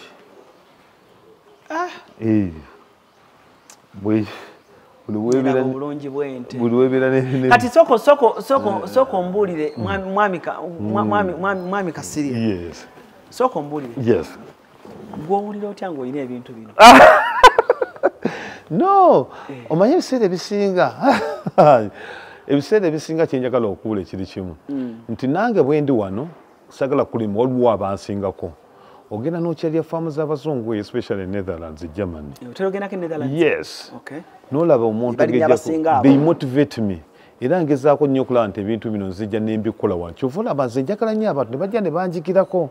Kubanga nange waliwo abatalina busobozi basobola kulinnya egenda mu nsi ezo. Naye nga ayagala okukola ekiri. Ate naye sizonte priority yalina okusooka okukola ki okugenda. Kati they motivate me okulaba nti no I continue progressing basically. So sijja kugamba nti no natuuka gye njagala okulaga. Nja kuba nkolimbi. Nkyayina bingi bye njagala okutuusaako. Era nsuubira nti no embeera bw'eneeba etereera waliwo ne breed enza zetwagala okuleeta. Tulifena nga tuzuziro either through embryo oba mu ngeri yonna enenenena okusobola okuba to improving hard. Nja kuwa ekyokulabirako abasajja bali bayina ente. Abasajja bayina ente ate kisoboka nze bakiŋŋamba ng'ente muwa liiters 6 olunaku. Era ne bagikama ng'ogirabaawo. Ne bagikama ng'ogiraba ng'evaamu liiters 23. Olinde single milking. Kanaffe ngamba wano mu Uganda naffe kisoboka. Naye nagenza okuwuliramu nti bye baziriisa ffe tunaba kuguka nnyo mu bintu bye bagiriisa. Bizireeta okuvaamu amata amangi ennyo. So nze my dream is kwe kulaba nti no production wetu producing ente eri pedigree esobola tuweera ddala amata mu bulungi. Lwaki abantu batidde okulunda ente? Yes, abantu batidde nnyo business y'obulunzi. Ya kituufu ekisooka abantu ekisinza okubalemesa okutandika business y'obulunzi one is the perception. Abantu abasinga oluusi bayigamba nti obulunzi bw'abaavu bw'abantu b'omukyalo biki tize business. Naye njaga okukola ekyokulabirako gwe ekintu kifula kikyo kye njagala otuule wano we tuli sisoose nakulongoosezaawo naye gw'olabye wali palatable okola ki okutuula gw'ofuula omulimu kikyo oyagala gubeere. Ekirala ekiremeseza oluso nti oluusi support sometimes ebulawo. Sometimes government yaffe tetuyambe kyamaanyi okuteekamu especially kudisseminating abasawo. Nja kuwa ekyokulabirako nti nze bingi byetera okuyamba bafamazi bange naye nga tegwali badde mulimu gwange gw'okubayamba. So mbadde ngamba nti nno ebiseera ebisinga twali badde twongerako nnyo ku disseminating ku basawo okulaba nti to improving knowledge ne awareness ojo ate n'ekirala n'abantu abadde successful mu kulonda ente zino omulimu baguko naye beekweka. Tere muntu asobola kuvaayo ku TV nga nze bwenvuddeyo ne ngamba ala n'omulimu guli bwetu abasinga gye bali naye tebaagala kukola ki tebaagala kuvaayo so teba inspiring abantu balala. Naye ffe tutandika okuvaayo especially nga tetunaba kutandika kufuna nvi kigezaako nnyo okuinspiring abantu abalala okutandika. Ate n'ekirala twalina mode endala eyabeerangawo nti omuntu okulunda ente emu erina okubeera ku eka emu okulunda ente 10 erina kuba na eka 10 naye ndowooza olabye ennamba za ate bwe kugamba nti ndi ku eka 30 nze wali wona paka wanasimba w'omuddo oli wajja ng'omuddo tegutuyi paka wona nasimba w'omuddo kigezako gamba nti nosobola okulundira awantu awafunda nosobola okukola ki nosobola okufunamu then ekirala nti perception bagenda ne bagamba nti no ente zirwala naye zirwala nga tebamanyi kikyakukola ente eno bw'obanga ogigemye bulungi Judy how are you Judy yes bw'obanga ogigemye bulungi ente eno teyina buzibu tuli ffenna n'ogigema tejja kulwala tejja kukola tejja kusumbuwa ate n'obanga osobodde ogikola kyo giduwaminga mu budde teyina buzibu so abantu balina kutya then ensonga endala edemeseza abantu okulunda ente abantu babulamu obwesigwa abantu tukyali beesigwa wano mu Uganda nsabe issues waliwo abantu ababeera Bulaaya benkuzizza ente waliwo omwami gwe naguzaako ente ali UK yampeereza ssente namukoze ente zaali 3 naye incidentally ente ntuzitwala omwana bwe yatuusaawo ente ku kidira bali bazitwala side ze nirabiddeyo naye bwe yazituusaawo ente n'azikomyawo n'aŋŋamba mukulu mwami kasente wozitutte bati tebana bakwetegeka ennyumba wadde tebana bagizimba sobola zirekawo mu bbanga nzikomezaawo ne mukamwami nagamba bagizimba kumbe yaweereza omuntu ssente ne Uganda azimbe ekiyumba oli bwe yazimbe yamukwata ekiyumba ky'awantu awalala ng'amulaga kati agenda okutwala yente ng'ekiyumba tekiriwo so what did I have to do nenfuna kapeta wange nemuyambako nemufuna kapeta wange nimugenda ne bazimba actually within 5 days enyumba yali ewedde ne bagitwala kati ebintu ebyo bibagamba investment abantu amaanyi abandaba nkuba kyeyo bange alumirirwa naye tebanumirirwa naye abantu bange ab'UK bambi mwebale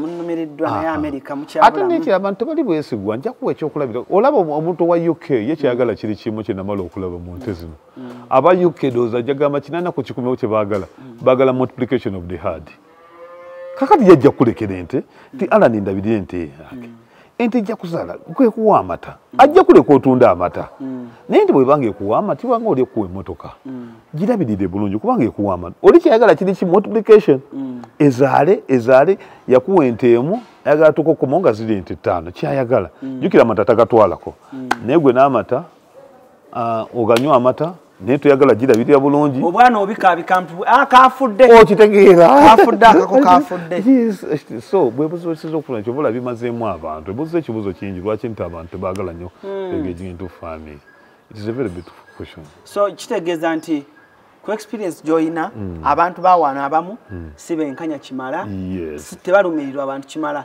nti naddala abantu abamu abagenda e Bulaaya oba abali e Bulaaya bandyagadde okukola obulunzi naye oba oliawo abantu baffe abali wano babalemesezza obulunzi babagamba nti ebintu bizibu nnyo nzifuna abantu balina kube mwami kase njagala ngula ente ngirekaawo osigire mukama lwaki ogirekaawo biki anti abantu benina abantu tebaagala kukola then nekyo obuzibu tusinga okusanga nti abantu abasinga obuzibu balina buli ekibalemesezza obulunzi kino kakikubuulira nakyo tebaagala kyogerako naye mwe munkomberera naye mumpe omukisa nfuna ente muve mu bintu by'okunkomberako mbeera nga sigenda funa nte njagala bwemba baŋŋambye tutwala ono Judy agenda kukubisa mu bulamu obulungi naye mwami Kasirye bwenfunanga ettaka ompangayo akate wetaaga ttaka ddene nja kwetaaga ttaka tono anti nze ompangayo akate n'oŋŋambala ntandikiraawo nja kuwa balakalaawo fiiko nja kuwa mbadde nkugamba nti abantu abasinga bafunye obuzibu n'oli n'agamba nti nno nja kuwa ekyokulabirako okwo olinga bw'aba nga alunda enkoko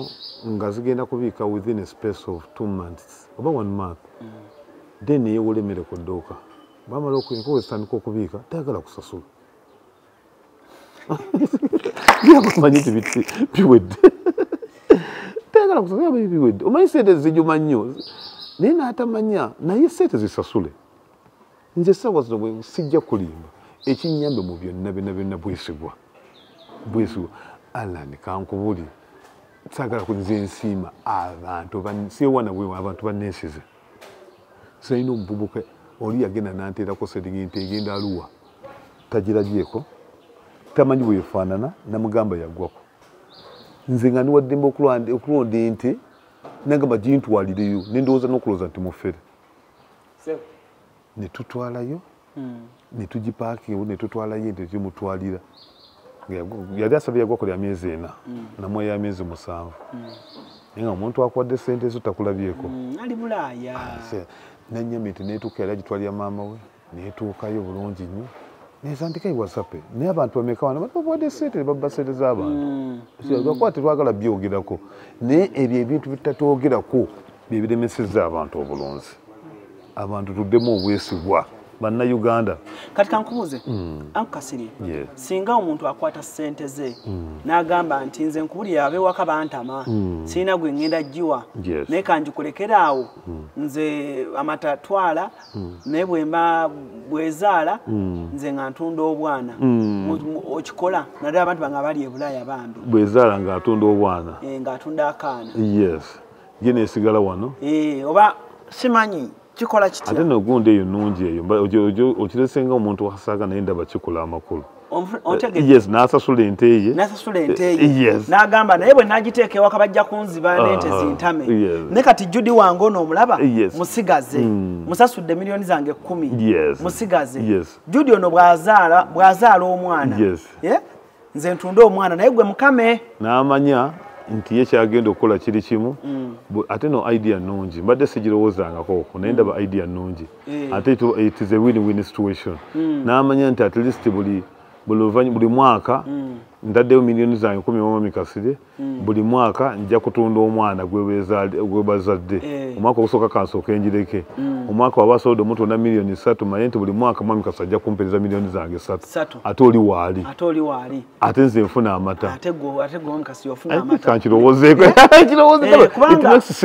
abantu baffe abamu yeetaaga kumanya nti Judy we bamuwummula bw'abazze e Uganda najja n'amulabako nti waali ne bwagwa bugwi n'agamba bayinza okuba banfera n'agwa bugwi ku faamu n'agamba bana mundage Judy wange nga mu kitabo olwedde bamuwandika mwali ne tulaba kati ate bwamusaso kyakola kiri kimu amuinshuwalinga n'okumuinshuwa maine muntu muli mu insurance amuinshuwalinga kati insurance yenteefu eza miliyoni 12 emitwalo 6 nti ente bwebanga efunye obuzibu aba insurance bakudizaamu endala nze nange ndi wano nenyinza obutasobola girabirira nga bwe bwokola nga bwenzi bwenjirabirira nensobola ofune miliyoni zange mmeka 12 nze nentandikira wali neŋŋamba Mwami Kasirye programu eri etya ente yange kankwe miliyoni 4 naye nzaala Mikruzi embeera Uganda naye sisobola kukola ki sobola girabirira nga gwe bwogirabirira nenjikola nenjirekaawo nze nemanya nti omwaka ogujja ninayo ente yange endala etya emu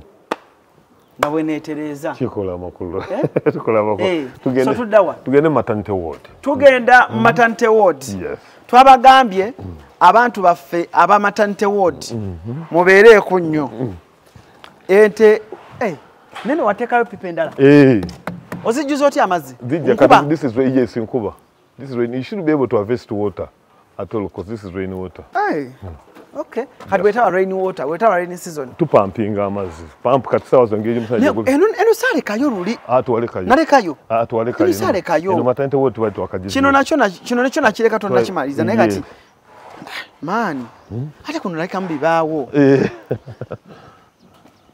ne dream yeri ki what's your dream mu Bulunzi afande ogamba otya twagala kuba nabo nawe bali kuba na gundi nabwesigwa yes ala nikuluzo omanyi you don't have a smartphone. I have a smartphone. Do you also have passion for rearing cows? Yes. You have cows in the village? Yes. Hey, how is the business so far? The business is fine, yeah? Yes. I like you, man. Thank you, eh? So, eno nayo gye tuzze. Yes. Ate gwe. My. Zinente ziringa hosi. Jangu olabe jangu. Anti nze ate zinenkula nnyo zitya. Mwami Kasirye. Waje. Wamata zitomera. Mwami Kasirye yagumya bugumya. Kati ogiraba ng'ente. Kati naye lubuto ye? Erigwa ku kkulu lya myezi 8. Eno. Yes. Kati this is a maternity ward? Yes. Ezinatera okuzaala? Ezinatera okuzaala. Kati buli nte gyenda bamuno? Enaatera okuzaala? Enaatera okuzaala. Woowe, Jose, linnyoko okwate eno waggulu 360, area view. Okay. So kati awo mundowooza muba mulengera bulungi. Yes. So awo tubadde tubalaga nti nno genda mu maaso. Kati tuli maternity ward. Katulabe no breed eno. Breed eno abantu bajaga. This is what we call the Swiss Jersey. Swiss. Yes. And ya brown. Yes. Ente eno kivula biri wo yomu yo. Jirebe Swiss. Yes. Swiss Jersey eriyo womu yoka. Naka face ka black. Wasoma. Kati ente eno tegaba matamanji. Ejja kwa liters 18. Olunako. Naye matagaba makwafu. Gaba konko, gaba gayero. Gimata gaba kolamu yogurt. Osigi. Nolebye waliwo edika amata gagawoomerera. Eno wewe kuwadde amata. Esede bisinga. Twita gatekamu sukali. Okay, it comes from Switzerland. Na advantage terwala. Eno kati yente jjo nga togikubanga ko mpiso. Obuzibu egenda bujjawo. Kati wetuka kweno. Kati nozolaba advantages of a beautiful cow. Olaba enywanto gyayo. Ozigi. Mama. Kati eyente mungeri yamata. Wowe nyabula nyanya. Wengeri is so big and huge and beautiful. Oh my God. Gwetoziti ogumwana gwete zijja kutomera vayo.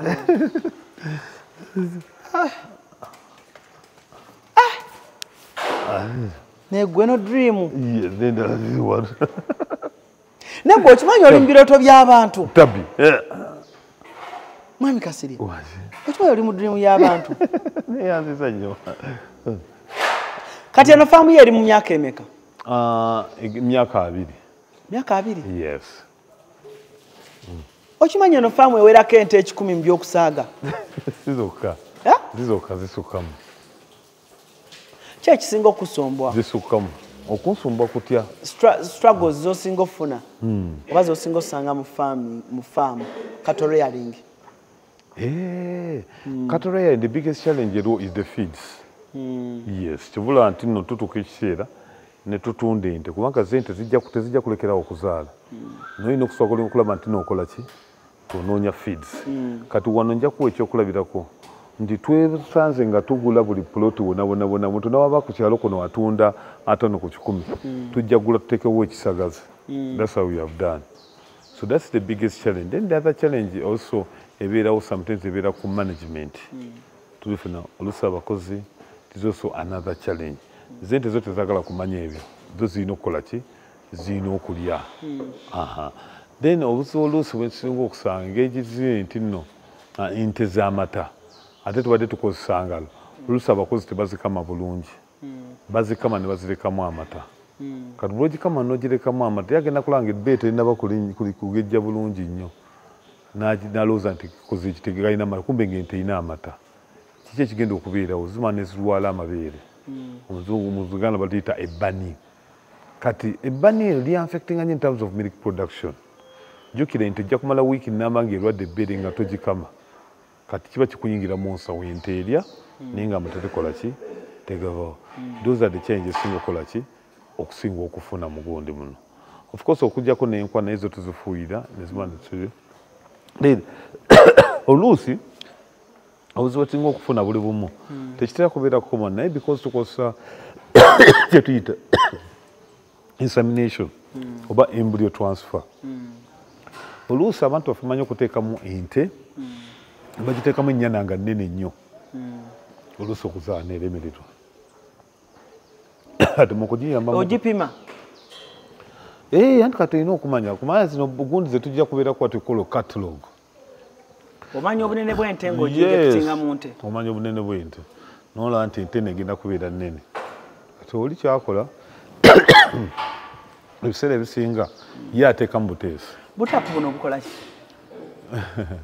Kati gano mazzi ebbomu mwe liyitirira ennyo zinte jjukira zamanya kubeera mu condition erikwayi tuzirekerawo amazzi nezitandika okunaaba ne zifuna ku mazzi.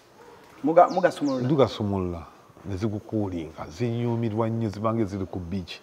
Waliwo obaddekawo okasana n'ogenda n'otandika okwefukirira ku mazzi. How do you feel? Bulungi. Kati gano gasprayinga banga shower? Yes, gasprayinga banga shower. Bakulaze gatekereko gatekereko okalabe. Yes. Kalabe omukulu n'abantu balabe. Yes. Zaagala nnyo that cool environment. Teganjiikira? Era gajja kuyiikira wazze kuyiga. Kyekyo ziikirako amazzi. Sumulula Ssaalongo. Yes.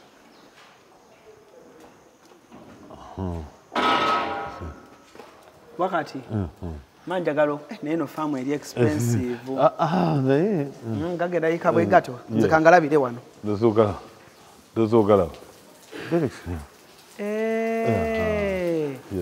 kati dozoziraba olaba eri bwegira omugongo eri they enjoy ogiraba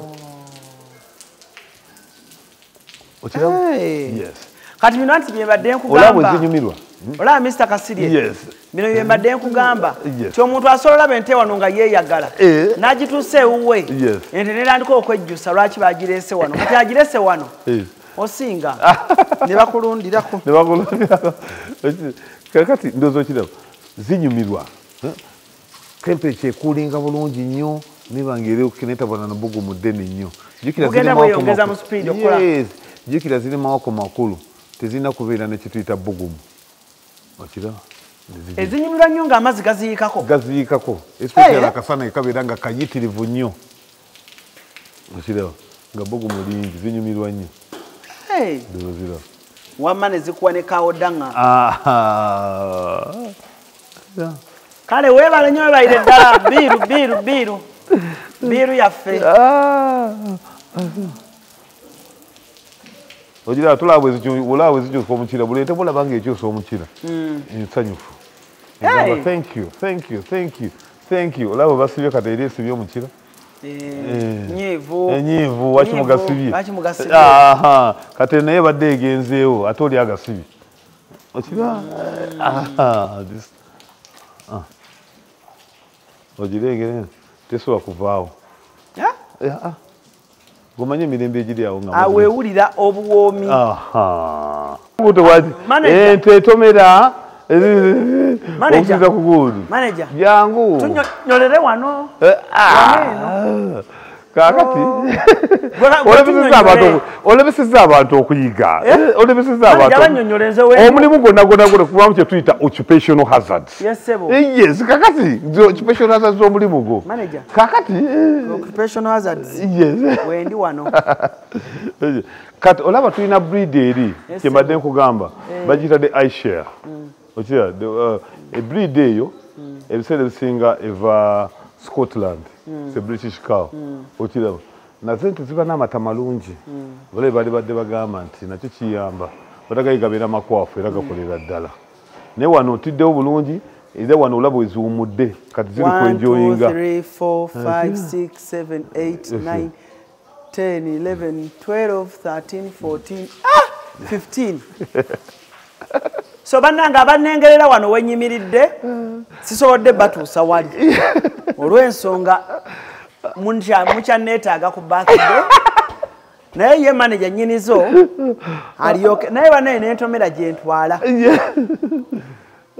naye nkubulya manager this is nice thank you this is really nice eri ente eya gundi eya brown nga mulimu ebya white ze bayita batya ezo eya Scotland bagiyita iShare yes it's a British cow.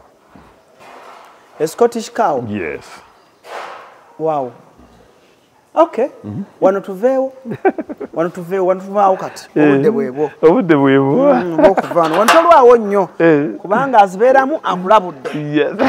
Ate kaakati gw'atazibeeramu owakati. Oyo naye muzibu. Oyo abeera muziri ento. Kati neetegedde ate ebivaayo. Azimanya abeerawo. Ate ng'abeera muziri ento. Abeerawo. Mwana oyo. Agenza olaba akyanneetaaga.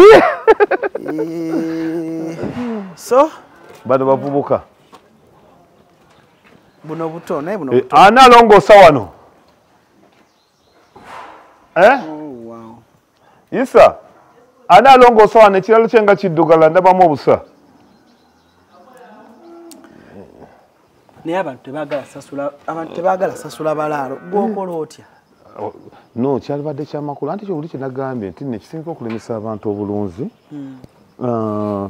kiva mu bwesigwa bwobanga okozesa abakozi kyalibadde kyamakulu nnyo nokola ki nobasasula mu budde noba tobasasudde mu budde basobola okukitegeera kubanga jjukira nti omuntu agenda alaba ente wano ng'ezaaliddwa ng'ekuze ate naye alaba nti bosi waffe akola ki afunamu kakati bwe batasasula tosobola kufunamu ate sibeera n'abakozi batono nnyo nengo solo basasula ate obulungi okusinga okubeera n'abakozi abangi nga tosobola kubasasula bwebuze okusinga okufuna so kyalibadde kyamakulu nnyo omuntu n'ayeteekamu embeera y'okusasula abakozi. What's the advantage of okukozesa ekiraalo ebyuma over embaawo? Ekyuma I'm acting at what we call permanence. Nti permanence okizimbe mulundi gumu. Embaawo kati nga bwolaba structure y'olubaawo tiranye girekawo okusomesa abantu nti buli omu alina okubeerako ne waatandikira. Embaawo nti tejja kubeerawo permanently. Mu luvannyuma lwa myezi 3 ojja kuba myezi 2 ojja kuba okola what we call renovation. Naye ekyuma kikoze omulundi kyolina okukola kiri kimu olaba ng'osiiga langi okwaavoidinga what we call rusting.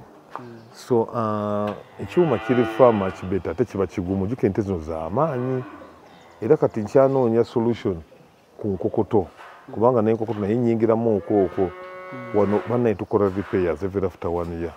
Enkokoto ebeera kubanga ente zizitowa ente ebeera mu kilo 7 n'ebeera mu kilo 5 okiraba so zitoweredde.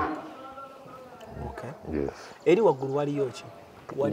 Wano waliwo obuyana. Wano mbitooke wano manyize. Kati sinabako waliwo kyenjagala okulaga janfa wana asobola okukijjayo bulungi. Lwe twasemba okujja abajjukira Mwami Kasirye alina ebiraalo bwe kityo. Saawa zino agenda ajjamu embaawo ali mu kuteekamu byuma. Mwami Kasirye ate no waliyo ne buneeno kukaddoko obuba bwakazadde oba buteeka muno. Actually ndaba era bagenda kuzimba obula kuba ndaba kati buno nawo bujjudde. Bakati esaidi yoka yijjudde buli bwajjula. Waliwo buli obulengera buli wali? Ekiralo. Kiralo kinyumira otuulamu bwe nga kyange. Yes. Kati buno buwezezza muno tebukyabeera muli mu incubator. Bakati buno buwezezza emyezi 2. Njagala omakinga ente bagiyita 37. Ewezezza emyezi 2. Wonookoma ojja kulaba buyenkana. Kazino za bbanga ki? Bya myezi 2. Eno. Ebiri kitundu giri myezi 2. Kati buli obubeera bwe buba bwakazaalibwa. Jantugende yalabeko kuba tekirina sitaani ogendayo. Okubulaba ayinza okulowooza nti Mwami Kasirye kyamugamba maybe tebiriiyo. Kati zino zo lwaki oziteramu musenyu? Anti zaagala nnyo okuzanya kati zibukabuka bwe ziti. Kati bw'otateekamu musenyu zijja kufuna injale ku bugulu bwazo. Buno bwagala nnyo okubuukabuuka. Bwagala nnyo okubuukabuuka. Nani bingi byenjize.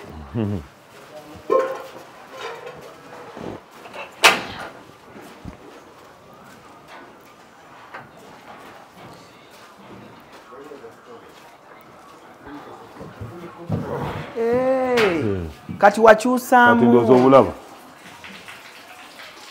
Buli kakabine obulabye. Buli kamu kalina kabineeti eyaako. Akiraba. Muno bateekamu buto. Bwakazaalibwa. Kati dda wano bwoti obalage bwoti. Alinnye waggulu. Erinnya waggulu. Linnya waggulu gundi nga bw'alinnye.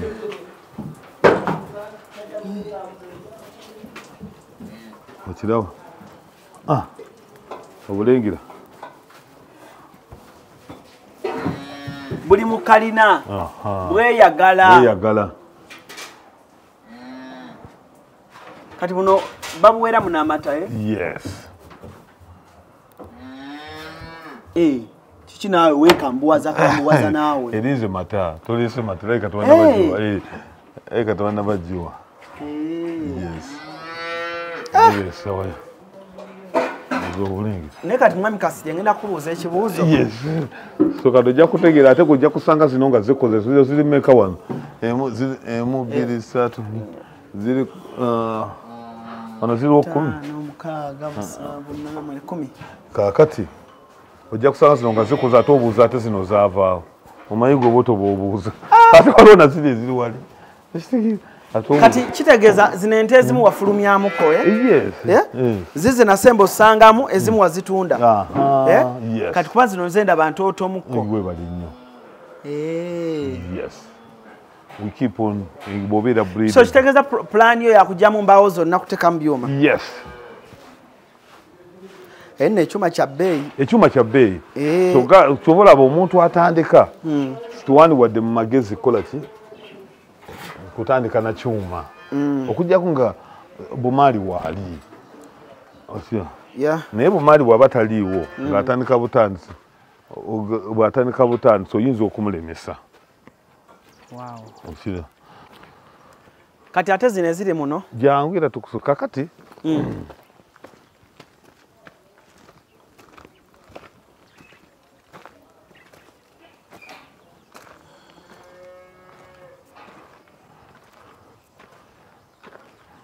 Waliwo ffe kye tuyita inbreeding. Buli kimu kibeeramu ensobi. Science abeeramu ensobi. Ebiseera ebisinga tuzawula tetwagala kukola ki kuguza bakirayanti. Nte nga tugimanyi nti ziza tumu inbreeding. So tuzikuliza ne tuziraawa. So zo tusuubira nti mu December ajja tujja zifunamu akasente. Zino? Yes. Eri ab'ennyama. Zino za inbreeding? Yes. So si nnungi for breeding purposes. Yes. Kiki kinagamba neŋŋamba nti lwetaaga na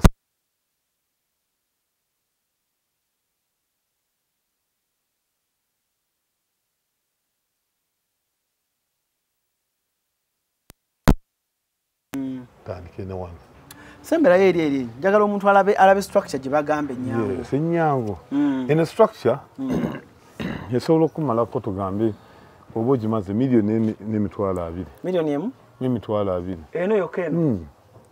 Ate nga wano ofunye abantu ne bagikolera naye bw'obanga gwe ogyekoledde it can even be cheaper than that. Eri abagamba nti nze nja kwekolera. Kangole embaawo zange mbyebagire. Webalime. Mbyesimbire. So totandika na kintu kiri expensive tojja kutandika ate nga twagala otandike. Kati kweno faamu yo okollectinga liters meka olunaku? Saawa zino tukollectinga liters kumakya twafunye liters 7 68.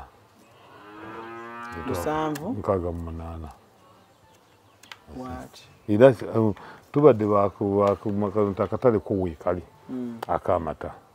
So they keep on fluctuating. Waliwo ezirinnya ente eziba nga zizaala nnyo kati gakyalinnya kyensuubira by the end of November tujja kuba tuyingidde liters 10. Zizaala tulabe zesinga ziri embuto nkulu so zizaala so zigenda zeeyongerako okusingira ku production. Lita y'amata eri ku ssente mmeka? Lita y'amata eri ku 2,000. Naye kati ebiseera ebisinga kyokina okukola kiri kimu okulaba nti okola tukola value addition. Osobola okufumba mu caayi n'okola kiki yogati biki kyongera okwongeza ku income. Kitegeeza olina essuubi ly'okutandika okukola yogati? Twatandika dda naye kyetanaba kutandikako by'ebyuma okulaba nti no tukifuula so much on a commercial scale. Kati tukyakola yogati naye tukozesa era method mu formula ngiina ebiseera ebisinga. Okozesa sigiri n'ofumba amata n'ogakola kiki. Yogati waffe bamuyita bati? Yes, bamuyita best yogurt. Era nga katale kwali. Best yogurt ndeka namulabako. Yes, era tusuubira nti mu bbanga tengeri gye tufunye amasannyalaze tugenda kukyongerako value tosobola okufunamu. Kati eno faamu papasi yayo enkulu yakiyante? Papasi enkulu yante tulinamu poultry. Enkoko? Yes, enkoko naye tubreeding ante. Tubreeding ente ne tumala ne tuzitunda. Eri bafama abatandika tuguza bafama abatandika n'olwedde abali mu mulimu nga baagala ku improvinga breed yaabwe. Kale nga tumaliriza programu yaffe eno olunaku leero yonna ekintu ekyakiwandyagadde otulaga ku faamu eno oba kiwandyagadde okugamba omulonzi eno oba muntu ali ayagala otandika? Kyandyagadde okugamba omuntu agala okutandika nti one obulunzi bulungi nnyo era bufuna. Twejjemu perception eyedda ti obulungi tebufuna. Era nandyagadde buli muntu asobola okwenyigira mu bulunzi. Osobola okutandika mu ngeri yonna gy'osobola okutandika. Sinaki tulina kutandika na ssente nnyingi. Nawulidde abagamba abantu nti okutandika faamu tulina kubanga oweza miliyoni 3. Ekyo kikyamu nnyo. Wona woolina osobola okutandika faamu ne miliyoni 5 zitandika.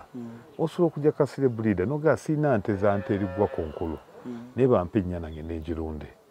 Alan is a testimony. Yaliwo wano ng'ente ezaalibwa nagituuma amannya gatuuse n'agiraba yente yakulira ddala myezi ena yes kitegeeza nti no just give it time nti bwobanga ogiwadde time ebiseera ebisinga ekola ki ekula ate nawe ojja kufunamu so don't be demotivated tubeere bamazima obulunzi ojja kubufunamu ate obulunzi bunyuma ova ku kintu ekizaliwa ng'olaba nekikula nosobola okukijjamu value ekirala mulimu ogwo ate mulimu gwa Katonda because Katonda yali atonda omuntu yagamba I've given you the power to go and subdue the earth kitegeeza nti nno ogenda kubeera subordinate over other people tulabirire ebisolo bya Katonda bino bibeere bulungi gavumenti ebayambye etanga abalunzi b'ebizibu egavumenti basobodde otuyamba ennaku zino kibasinza okutuyambako basobodde especially in terms of vaccination ekyo batuyambyeko buli lwadde oba bajja ne batubuulira ne batuvaccine babye batukeberako okwo n'ente ku bwereere n'ente zaffe bajja ne bazikebera kuba bakimanyi nti zitambula wantu wangi nnyo bajja ne bazikebera n'amabala wagatuwa nga bazitambuza so we have received a lot of support mu district y'e Mityana tetulina kye tugira ate n'ekirala nti tusobodde okusomesa batuweereza n'abaana tubasomesa ku bintu by'obulunzi kinyiiza nnyo omuntu najja kasire bulida ye najja n'agula ente ate omuntu agenda okugirabirira n'amulekayo najja n'asasula emitwalo etaano n'ayingira mu faamu n'asoma n'ate omulalo n'asigalayo oli n'atwala ente kikyamu ozze gwe nanyini faamu osomye naye omulalo omuleseeyo ate nga yagenda osinga obeera nazo webali nnyo afasali sindika omulalo amale wano wiiki nnamba asome sobola okufunamu nti bagamba mbw ajja yiga agende n'amagezi ge ekyo kikyamu by the way kambabuulire nze waliwo ebintu byenkola abamu ne bampita mulalo okiraba nze nja kuwa ekyokulabirako maneja wange yansooka n'okulinnya ennyonyi yansooka n'okulinnya omusomo gwali gundi omusomo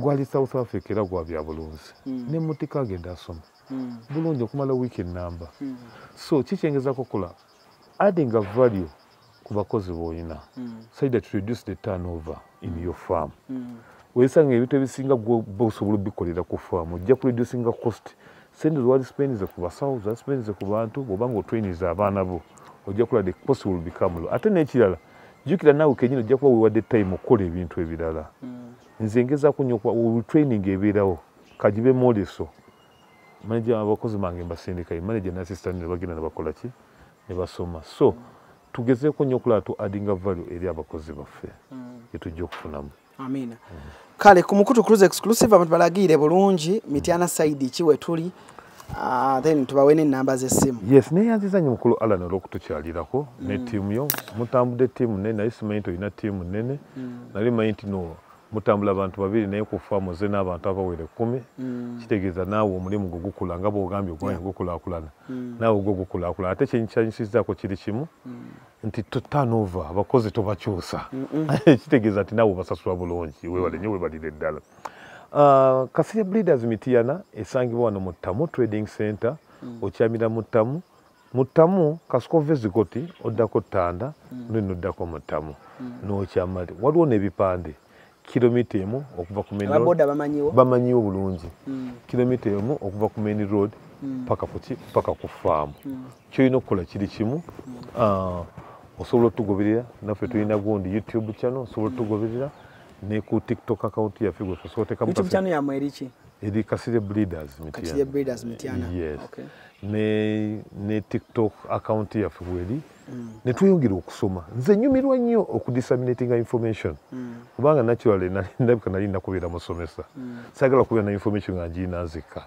tekinyamba abantu banyi ba professor bafudde information eri mu ttaka nze nkyali mulamu njagala negibawa ate njagala nnyo omuntu kubanga asobola okufuna solution osanga ekyo kiri kujjukirwako tinamanya kino olwa Mr. Kasirye yes ente n'oba twagigula ku Kasirye Breeders feel free neebuuzaako nkubira essimu yange essimu yange 0756 86 39 38 neebuuzaako ku kintu kyonna kyonna ekikwatagana ku nte ekikwatagana ku breeding si kyayagala muntu omu akole looseemu n'ente what I want is what we call zero mortality advantage enina eri emu nze bwe nfuna ekizibu ku nte eno nziruka ku TikTok oba ku YouTube nenkibabuulira ente yange yanfuddeko lwansonga ABCD tebakulima nti waliwo ali mu bulunzi atafunanga kizibu bali bakifunyeko tukifuna ebiseera ebisinga nja kuwa ekyokulabirako kankyogere nafunako okusomozebwa kw'amaanyi business nali ngivuddemu ey'obulunzi twakola synchronization ente 10 ne zizaala omulundi gumu bwe zazaala omulundi gumu obuyana ne butandika okufa naye nga tetumanyi ensonga lwaki obuyana bwali bufa ku 10 twafiirwako obuyana 6 gwali okina kudduka esige naye mba ndi awo ne neebuuza ku mulunzi munnange naŋŋamba abasawo bonna bonna solution yabalema naye mulunzi munnaye gwe neebuuza naŋŋamba ensobe gye wakulu wali emu ennyana wali olina gyawula n'ebeera gyawo buli nnyana bwe zinywa amata ne zimala nga zeeyonka ziyonka obulwadde ne ziyonka obwoya bwayo ne buzikookera ne ziblockinga small intestines ne bufa bwe nakikola ne nkikola the following day nasobola okutaasa ennyana endala ennya naye tekyammalaamu maanyi nayogera genda mu maaso so saagala bagamba nti nno kiba kikyamu nnyo okubabuulira ebirungi byokka n'okusomooza onako mbadde nnyo okukola ki okubabuulira naye azizanyo neyazeeko kale bampera ennamba ennamba 0756 86 39 38 boogera naye butereevu boogera nange butereevu Cruise Exclusive gwe mukutu osinzidde okubanga otulabira Allen Cruise gemanya wano wenyini wetuli olunaku olwaleero tusinzidde okubanga tukweza tusinzidde ano Mityana era nga nyongera okutegeeza jangu okumanya tekuggwaayo oyinza okubanga naawe olina ente naye ate osanga bwe mwongera okugatta obwongo ng'abalunzi musobola okubanga ate muzimba ku ggwanga oba mwongera eggwanga ekifaananyi ekinene mu bulunzi mbadde ne mwami Kasirye Breeders wano Mityana wensinzidde olunaku olwaleero faamu nene nnyo atugambye faamu etudde ku bugazi bwa eka 3 naye naawe olina eka emu olina eka 2 totya tandika osanga ate enkya tuyinza okubanga mwami Kasirye ono ekintu kibanga ate kitunyumira nange ninayo 24 yange nange nja giteekamu ente